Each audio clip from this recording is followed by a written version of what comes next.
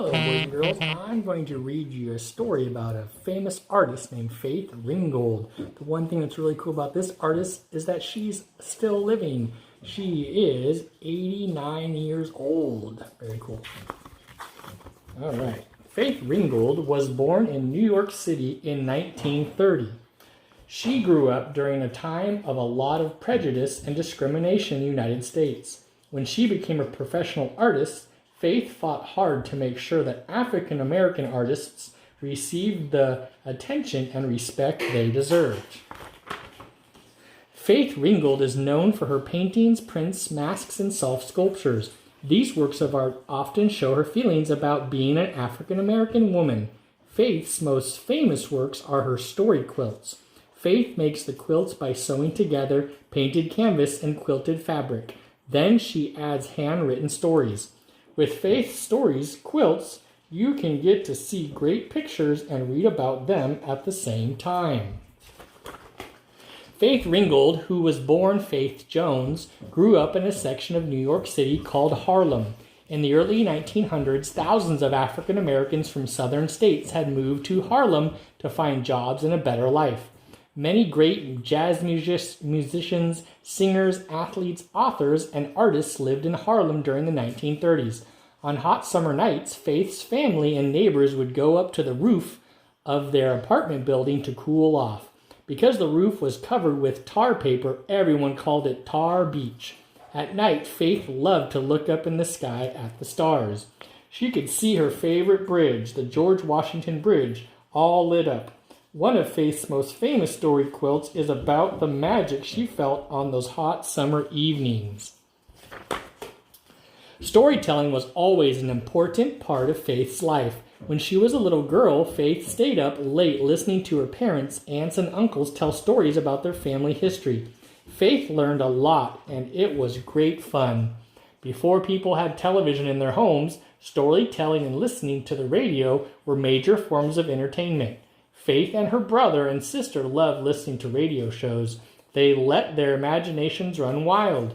When Faith was really little, she thought people were inside the radio talking through the speaker. Faith spent a lot of her childhood at home. She was often sick with asthma.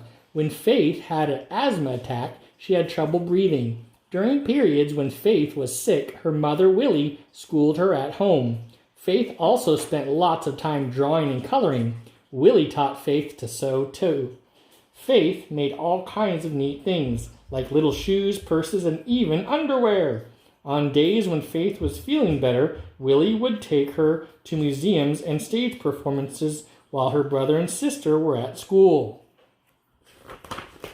As an adult, Faith said she didn't remember much about her early school years. She would never forget the lively jazz shows she saw at the theater as a child.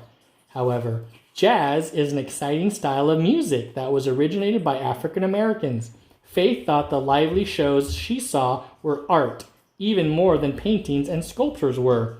Later, Faith would paint and make prints of jazz musicians and singers. These pictures are so colorful and full of life, you can almost hear jazz music when you look at them. Even though Faith was always interested in art, she didn't take any art classes in high school. She did practice at home, though. Faith often did portraits of friends and family members. When she went to City College in New York, Faith studied education and art. It was in college that Faith made up her mind to become a serious full-time artist. One day, her instructor insulted a drawing she had made of a mountain scene. The instructor told Faith to label her mountains so he could tell what they were. He also told Faith he didn't think she had the talent to become an artist. That was all Faith needed to hear. She decided then and there to show her teacher and everyone else she would be an artist, a good one too. During college, Faith married her high school sweetheart, Earl Wallace. They had 2 daughters, Michelle and Barbara. When Faith graduated, she got a job as an art teacher in New York City public school. It wasn't an easy start for a young woman. To make matters worse, the marriage didn't work out. After 4 years, Faith and Earl separated. Faith had to figure out how to raise 2 young daughters work as an art teacher, continue her education, and find a way to become a full-time artist. Fortunately, Faith got a lot of help from her mom. Then she fell in love with a man named Burdett Ringgold. Faith and Burdett got married in 1962.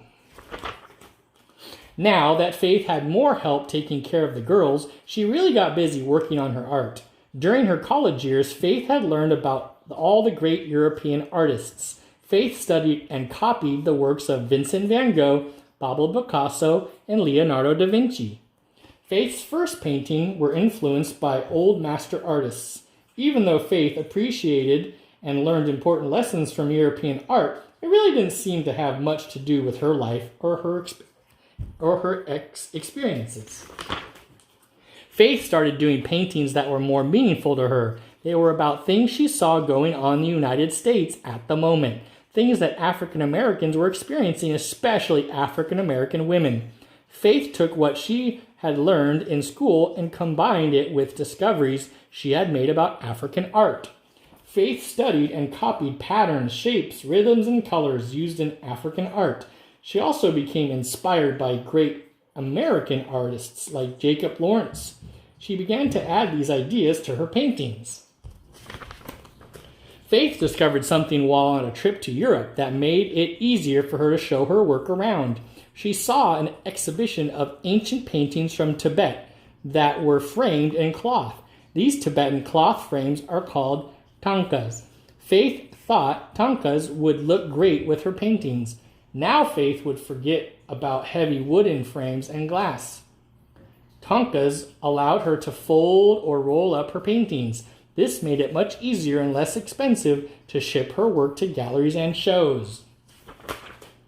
Faith's mother, Willie, sometimes helped her daughter make tankas. Willie was perfect for the job. She had become a well-known fashion designer in Harlem and really knew how to sew. Faith had loved sewing from the time she was a little girl. It wasn't long before Faith was using her sewing skills to create her famous quilts. Quilt making in African American tradition. In the 1800s, slave women would make quilts for their owners. They would often add colorful shapes and designs that came from their African past. Faith loved writing stories to go along with her quilt paintings. Writing was just about as important to Faith as painting and sculpting. It's much better to see a real Faith Ringgold quilt than a picture of one. It's interesting to see how she stitched pieces of painted canvas together and made her colorful cloth frames. It's fun to read the stories on the quilts too. If you can't find a real Faith Ringgold story quilt to look at, you can check out her many beautiful illustrated children's books. A great example is her first book, Tar Beach. It tells the story of Cassie Lightfoot, the main character from the Tar Beach story quilts. Faith also used her knowledge of African art when she created her mask series and soft sculptures. Once again, Faith combined African designs, fabric, and beads to create remarkable three-dimensional works. Faith Ringgold has worked hard to make her dream of becoming a full-time artist come true. Today, her artwork can be seen in museums and on the walls of public buildings all over the United States. Faith has proven in her own life that if someone really wants to do something, they can. She believes that just like Cassie Lightfoot, the little girl in the Tar Beach story, anyone can fly. Thanks for listening.